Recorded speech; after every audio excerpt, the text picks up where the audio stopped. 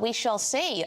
Just Stop Oil activists, though, are reportedly planning to occupy the homes of MPs before the next general election. Yes, the environmental campaigners are notorious for blocking roads, defacing artworks and interrupting theatre shows and snooker championships, of course. But they're now said to be preparing to target elected politicians. Let's speak to Dr Bing Jones, who's a spokesperson for Just Stop Oil. Dr Bing, a couple of questions. Do you support the targeting of politicians' homes? And if you do, what do you think gives you the right to go and trample on a private person's property, not least people who are most at risk from attacks and even murder, as we've seen in the last couple of years? Look, nobody wants to disturb anybody unnecessarily, and these reports in the Mail on Sunday are really kind of exaggerated. I think that we're going to target politicians because politics is failing. You guys, look, you're not concentrating. Did you notice that in your own news bulletin just recently, there's disruption because of flooding on the traffic thing, and then there's a tragic thing about a little boy possibly being washed away in the River Soar. You're not. What's that got to do with climate change, Dr Bing?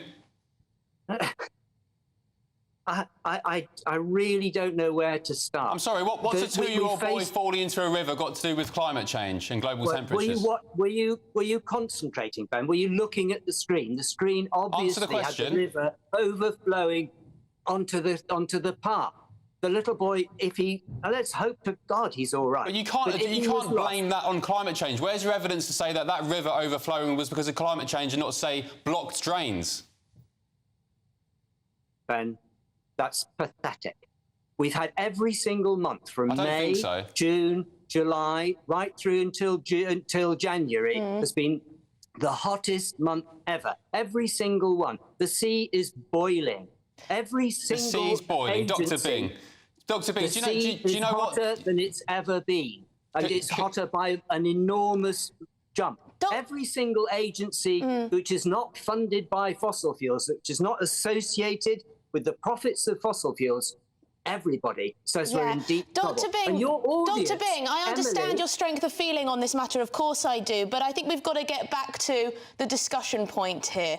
The idea that Just Stop Oil activists are planning to target our politicians' homes. Now, they may not agree with a politician's stance on a particular issue, perhaps it's oil and gas exploration or something else, but what gives activists of Just Stop Oil the right to target people's own private homes? That is outrageous abuse, is it not?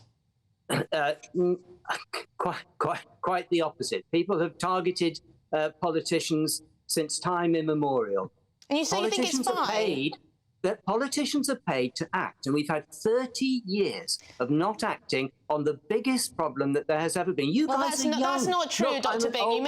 You may want more action. You may want more action, but the UK has been very strong compared to other countries around the world in terms of reaching that net zero goal, in terms of pursuing it. I believe we were the first to even write it into law. So I think saying, oh, the government hasn't done anything is just nonsense.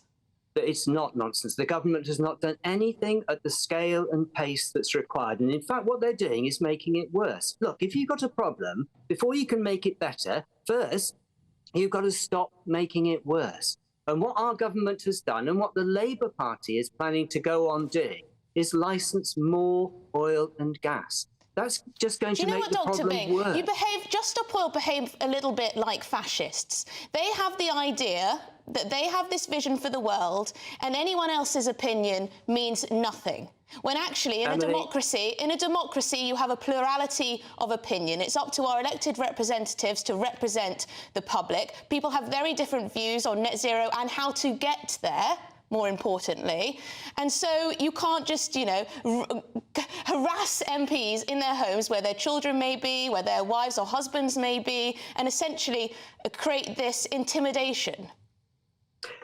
Emily, politicians have failed.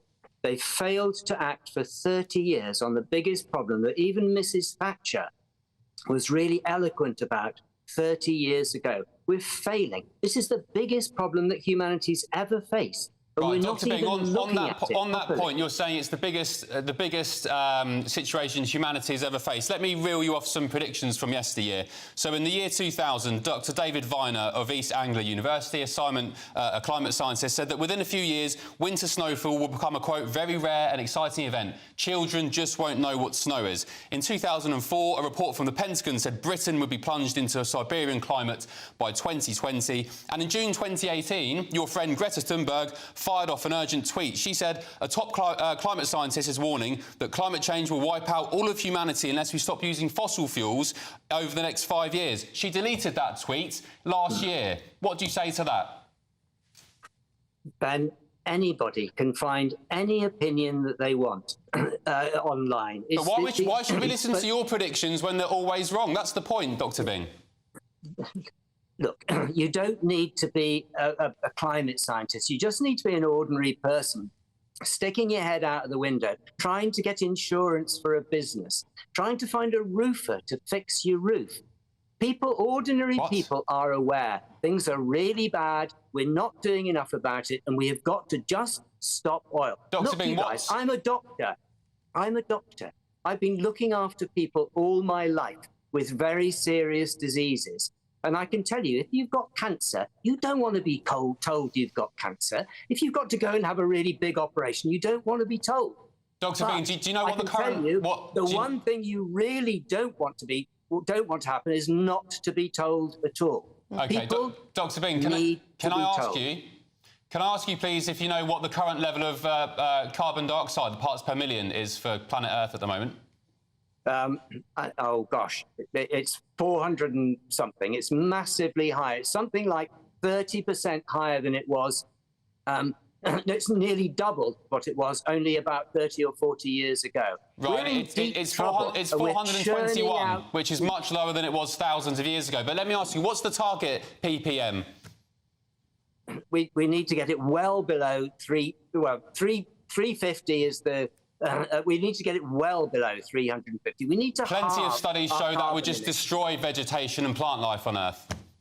That's completely wrong, Ben. You're just talking rubbish. Well, you keep saying we're talking rubbish and nonsense. It seems to me that you don't want to listen to any other opinion. And actually, I've reeled off plenty of examples. I could sit here all day. I've reeled off plenty of examples of climate doom predictions from yesteryear that many senior people have made, the Pentagon, the UN, senior research scientists. You've sat here now, reeled off more predictions saying we're going to be wiped out, and you can't explain why today is any different to those predictions of yesteryear.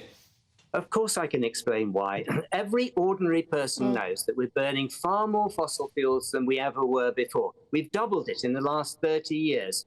We've doubled our emissions, and we have to halve them because the climate is getting so hot. Yeah, I think the frustration, Dr. Bing, I think the frustration is that Just Stop Oil don't stand outside the Chinese embassy or the Indian embassy or the Bangladeshi embassy, which continue to pump out more and more fossil fuels, while the UK has made huge steps, huge leaps forward in reducing pollution. But thank you very much indeed, Dr. Bing Jones, spokesperson for Just Stop Oil. Great to speak to you. Thank you.